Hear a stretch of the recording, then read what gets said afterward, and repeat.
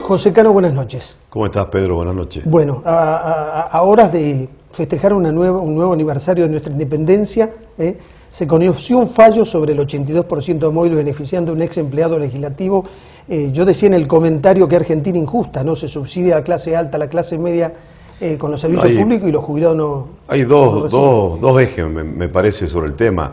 El primero, que hay numerosos fallos de la Corte que el Gobierno Nacional incumple y la verdad que uno puede haber valorado del Gobierno Nacional esta idea de un Estado presente cuando un ciudadano durante mucho tiempo trabajó en negro y no tuvo aporte.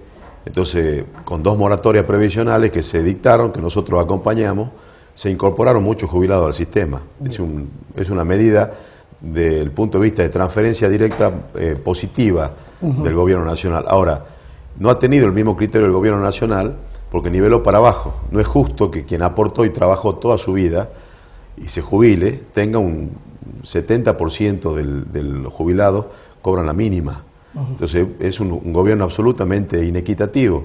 Y aparte tampoco es justo porque el componente del salario, del sueldo del activo, tiene un porcentaje elevado de cifra no remunerativa. Es decir, la diferencia entre lo que uno cobra hasta un mes antes de jubilarse y cuando pasa accede a su jubilación es abismal. Claro. Porque ni siquiera el porcentaje que debería cobrar se refleja por la manera en la que está compuesto el sueldo, por el alto porcentaje de cifra no remunerativa. No remunerativa. Y en Tucumán hay una ley, yo he sido autor de la ley en un momento de tensión entre Fernando Jury, que era el vicegobernador, un sector del Poder Legislativo, acompañó una ley que nosotros la presentamos, la ley del 82% móvil. El gobernador anunció, la gente, hay que apelar a la memoria, a veces es muy importante esto de poner en valor lo que uno viene haciendo, lo que uno ha hecho y lo que ha hecho el gobierno. El gobierno anunció, abrió las puertas de la Casa de Gobierno, hizo entrar a los jubilados, recuerdo a Florinda Leguizamón, al amigo Martínez, tantos otros que ya no están y que vienen con esa lucha y creo que se le liquidó una sola vez y nunca más se volvió a cumplir. Entonces, un Estado que manejó, vos hablabas del precio de los commodities, de la década o del ciclo económico inédito que vivió la Argentina, me parece que hay que ponerla en valor. 53.000 millones de pesos era el presupuesto nacional cuando asumió Néstor Kirchner. El presupuesto aprobado para este año es de 1.400.000 millones de pesos. El presupuesto de Tucumán en 10 años se multiplicó por 27. El presupuesto de Tucumán, cuando asumió el actual gobernador, estaba en el orden de los 1.100 millones de pesos, un poco más tal vez el ejecutado. Hoy va a superar ampliamente los 35.000 millones de pesos. Entonces me parece que de lo que se trata entonces es de fijar prioridades cuando uno administra los recursos públicos. Orlando Ferrer escribió un artículo muy interesante hoy en el diario La Nación que dice: ¿cuánto recibió la Argentina por las exportaciones? 190.000 millones de pesos más que los normales por el precio de la soja. Pero vamos a una cifra de Tucumán, Pedro.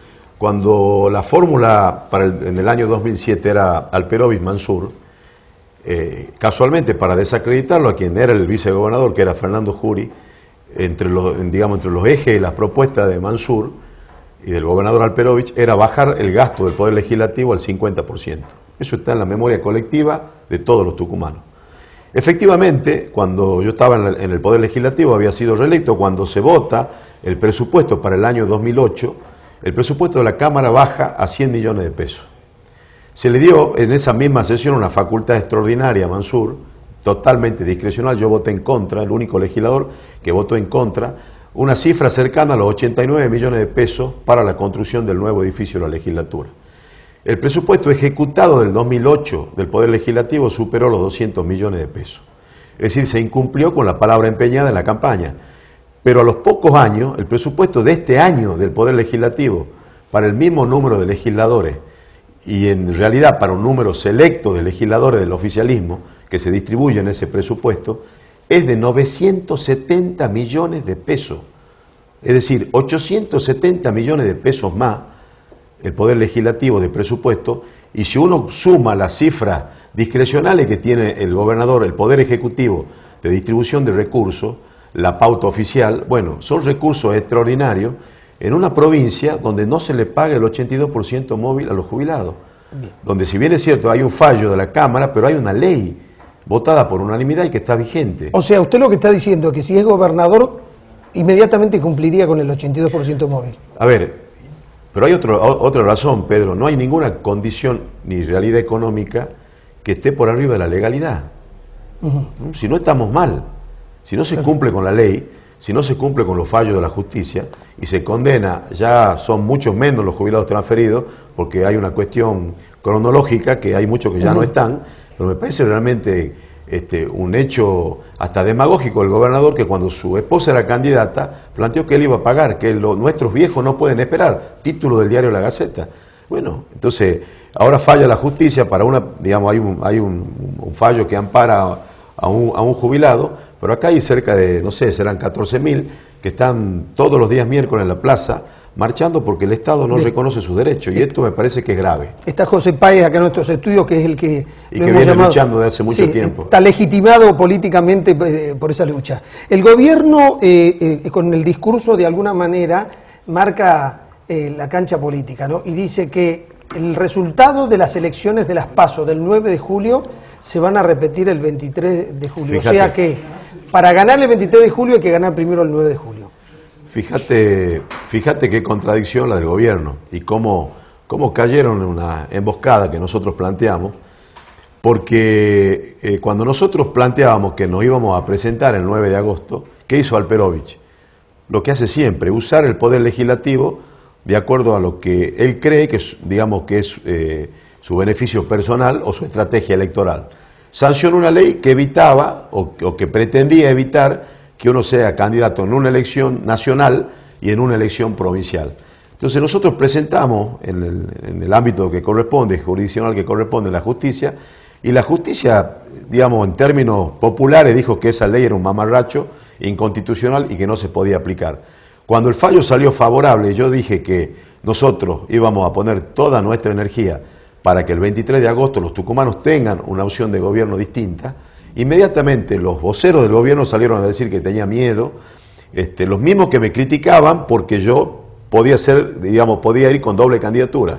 Entonces, los que me criticaban que no había que mentirle a los tucumanos, que estábamos buscando un trabajo, que los queríamos asegurar, son los mismos que después me planteaban, interpelaban que me presente. Bueno, fíjate vos lo que pasó.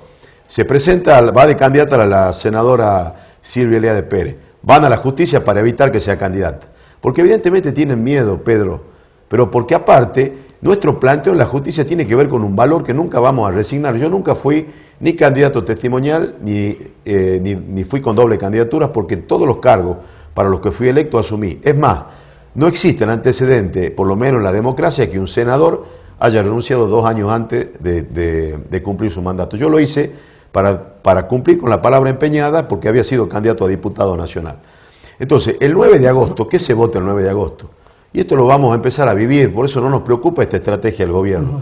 Porque a partir del 20, todos los medios nacionales, la publicidad que va a invadir los medios de prensa va a estar centrada en las posibilidades que tenga Mauricio Macri, Scioli o Massa de ser los candidatos con mayor fortaleza después de estas PASO, que son un modo de internas abiertas, de manera tal que son los candidatos que van a quedar posicionados para el 27 de octubre en las elecciones presidenciales. Para que la gente entienda, para que la gente entienda, el 9 eran privadas, cada partido hacía su interna y elegía sus candidatos. Bueno, ahora toda la sociedad elige los candidatos. En realidad el Frente para la Victoria, que fue el quien propició las PASO, nunca la usó. Bien. Las candidaturas se eligen a dedo de las Casas Rosadas. Yo fui candidato a diputado nacional en el 2013 y tuve 6 listas con cuales competí en esa interna abierta. El 9 de agosto se vota precandidatos a presidentes, diputados nacionales y senadores. Sí. No tiene absolutamente nada que ver con la elección del 23. El 23 de agosto el candidato es Mansur y Jaldo, y la fórmula que nosotros representamos del acuerdo del Bicentenario la encabezo yo con Domingo Amaya como candidato a vicegobernador. Ni Jaldo, ni Mansur, ni Amaya, ni yo competimos el 9 de agosto. El 9 de agosto compite Scioli, Macri y Massa, que son los candidatos que hoy a priori aparecen con mayores, digamos, posibilidades desde el punto de vista electoral. Bien. Otro tema en el que el gobierno trata de encuadrar el mensaje político, le dice a la gente que si gana la oposición, pierden los subsidios. Mire, a ver, una primera cuestión, el que decía que nosotros buscábamos trabajo y demás, viene desde el año 95 en la función pública, Alperovich, legislador, ministro de Economía, senador, 12 años gobernador.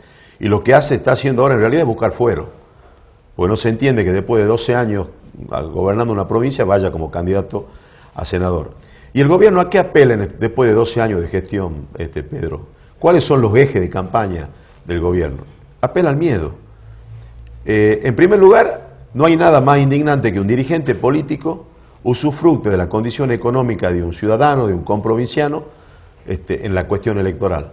Porque le dice a la gente que si Amaya y yo ganamos, le vamos a quitar los planes sociales, vamos a quitar la asignación universal, y mienten deliberadamente, porque en realidad todos los programas son nacionales, no dependen de la provincia, son derechos adquiridos de los beneficiarios de estos programas. Hay leyes que la respaldan. Hay leyes que respaldan estos programas, o sea que la gente tiene que tener la tranquilidad que nosotros no venimos ni a quitarle un contrato, ni un plan social, ni un trabajo absolutamente a nadie, porque aparte nos avalan nuestra trayectoria y nos avalan los sectores sindicales que acompañan nuestro espacio político, el secretario general de ATE, el secretario general de UATRE.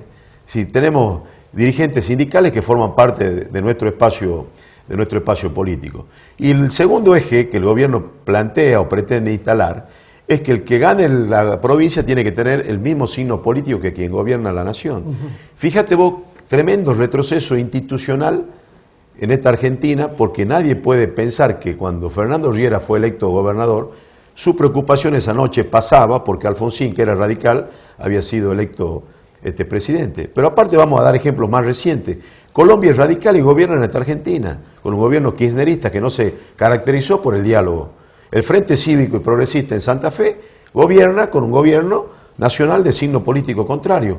Y el otro título de Alperovi que paga los sueldos al día, que digamos, después de 12 años de gestión de gobierno, de haber tenido semejante cantidad de recursos, plantearle a los tucumanos que él paga los sueldos al día, a nosotros nos gustaría un gobernador que diga, después de 12 años, los tucumanos con recursos de los tucumanos, este gobernador que bajó el presupuesto de la Cámara a la mitad, con ese presupuesto del 2007 al 2015, deja Potrero de las Tablas. Este gobernador dejó Potrero del Clavillo. Este gobernador priorizó no el desempleo, no el subsidio a la desocupación, priorizó la recaudación fiscal para propiciar más empleo en Tucumán, para tender el mantel o la alfombra roja para que el contribuyente, el empresario tucumano, el que invierte en Tucumán, el que dinamiza la economía, encuentre en la provincia la seguridad jurídica y una política fiscal que haga, que invierta, porque eso es lo que quiere el sector privado, invertir.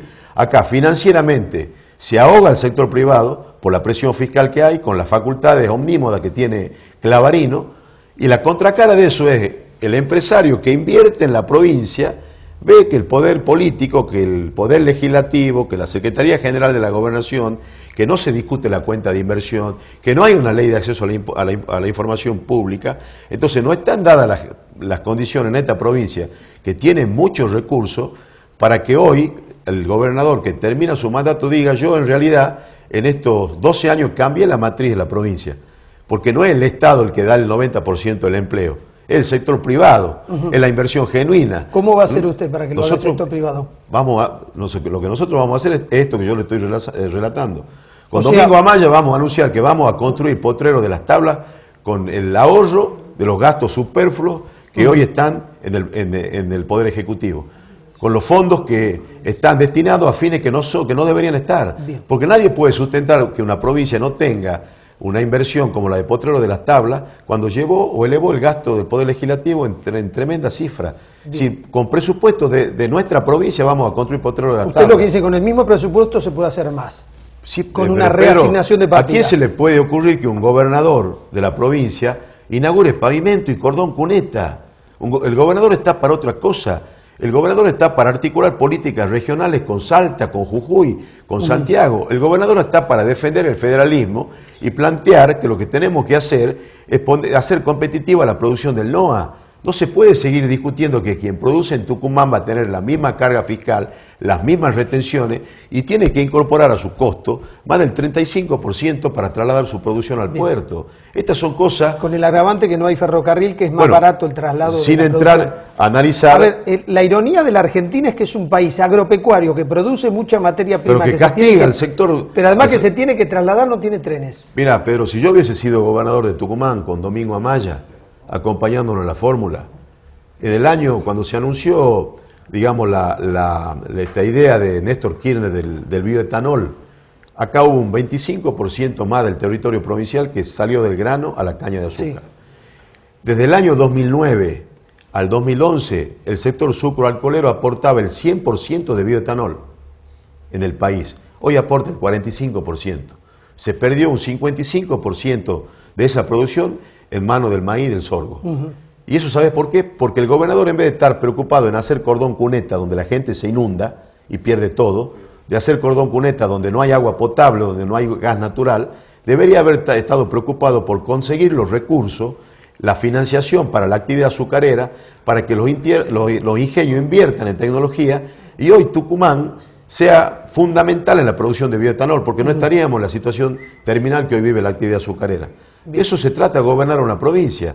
Bien. Se trata de entender cuando... Nosotros con Domingo Amaya, cuando estuvimos el día de ayer con todos los comerciantes y empresarios del sur en Concepción, cuando uno le pregunta a gente que invierte muchos recursos en Tucumán, ¿hace cuánto tiempo que no dialoga con el gobernador? Nosotros entendemos la política con Domingo Amaya como una idea de por lo menos una vez al mes tener un desayuno de trabajo con los sectores que invierten y que producen en Tucumán.